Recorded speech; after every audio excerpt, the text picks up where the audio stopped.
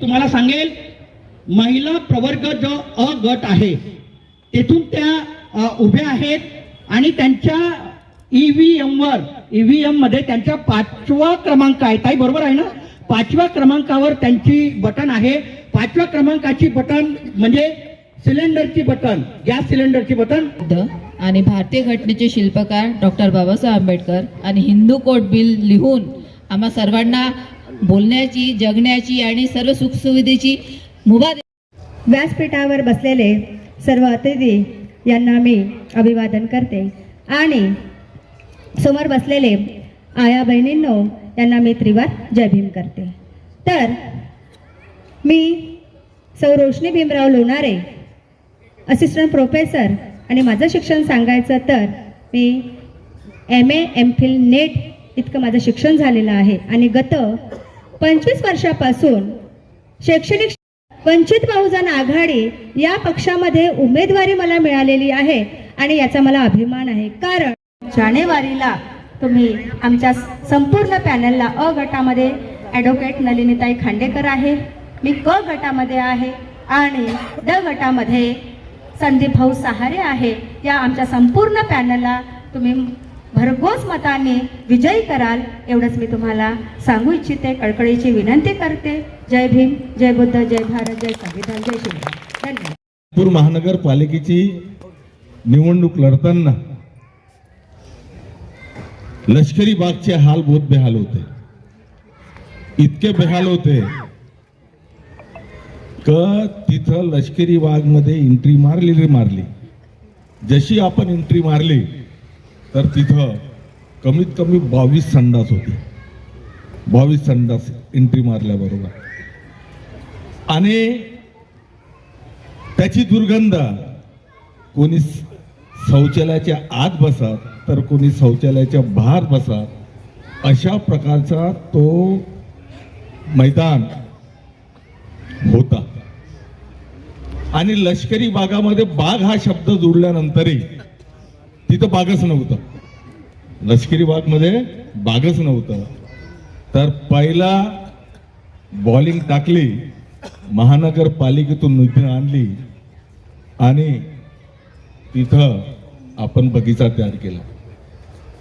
कालांतराने हा भागही माझ्यासोबत जुळला आणि ज्या ज्या लोकांनी मागणी केली अशाच प्रकारची सभा मॉडेल टाउन इथं झाली होती, बाळासाहेबांच्या घराच्या बाजूला.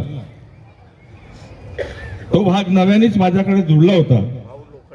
हा, आणि तिथल्या लोकांनी मला मागणी केली की अनेक नगरसेवक इथं येऊन गेलेत, आम्ही तुम्हाला निवडून देऊ, परंतु आमची एक अट आहे. तर त्यांची अट काय होती की म्हणे तो जो सारीपुत्र विहार आहे त्याच्या प्रांगणामध्ये आम्हाला गार्डन पाहिजे. तो गार्डन मी तयार करून दिला. आज अनेक लोक त्याचा उपभोग घेत आहेत. दुसरं, चॉस कॉलनीला बाजूला असलेला सुगत विहार, तोही बगीचा मी तयार करून दिला.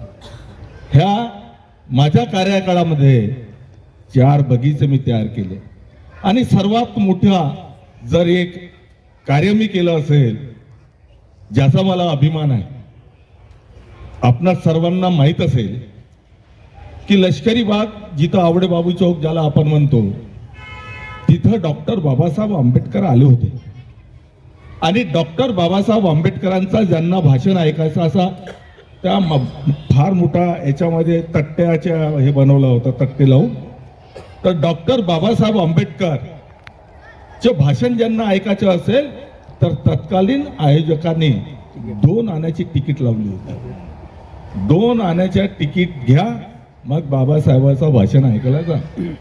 बाबासाहेबांना ही जेव्हा घटना कळली की माझ्याच बांधवांना माझंच भाषण ऐकण्याकरता तिकीट लावण्यात आली, त्यांनी आयोजकावर नाराज झाले आणि पूर्ण खाली केलं. ही घटना माझ्या वडिलांनी मला एकदा सांगितलं की संदीपने इथं बाबासाहेबांची सभा झाली होती. अरे वा ना, चांगली गोष्ट आहे. आणि त्याच वेळेस मी निश्चय केला की डॉक्टर बाबासाहेब आंबेडकर लष्करी बागच्या मैदानामध्ये आले, त्यांच्या पावन चरणाने इथली लष्करी बागची भूमी पवित्र झाली. आणि म्हणूनच ज्या प्रकारे मला माहित नव्हतं की डॉक्टर बाबासाहेब आंबेडकर इथं आले, म्हणून येणाऱ्या पिढीस माहीत राहायला पाहिजे, म्हणून तिथं डॉक्टर बाबासाहेब आंबेडकरांच्या नावाने स्मृती स्तंभही मी तिथं तयार केलं. तुम्ही बाजीराव साखरे यांचं नाव ऐकलं असेल. बाजीराव साखरे तीनदा नगरसेवक राहिले लष्करी बागचे. हो, आणि शेवटी ते स्थायी समितीचे अध्यक्ष होते. आणि स्थायी समितीचे अध्यक्ष असताना त्यांनी एक वाचनालयाचं बांधकाम सुरू केलं. आणि त्याच काळामध्ये अर्धवट तो बांधकाम झाला आणि त्याच काळामध्ये त्यांचं निधन झालं. निधन झाल्यामुळे ती वाचनालय तशीच पडून राहिली. दोनदा निवडणुका झाल्या, दोन्ही नगरसेविका आल्या, त्यांनी काहीच केलं नाही. मी जेव्हा निवडून आलो आणि ते वाचनालयाची दशा पाहतच राहिलो, म्हणजे तिथलंच रहिवासी मी, निर्णय घेतला की आपण ह्या वाचनालयाला चांगली वाचनालय बनवायला पाहिजे. मुंबईच्या अंधेरीमध्ये, मुंबईला अंधेरी आहे, तिथं एक ई लायब्ररी होती. तर त्या ई लायब्ररीला भेट देऊन ही कशा प्रकारची लायब्ररी तयार झालेली आहे त्याचे पूर्ण डॉक्युमेंट्स मी जमा केले. आणि त्या ठिकाणी आपण ई लायब्ररी तयार केली. त्या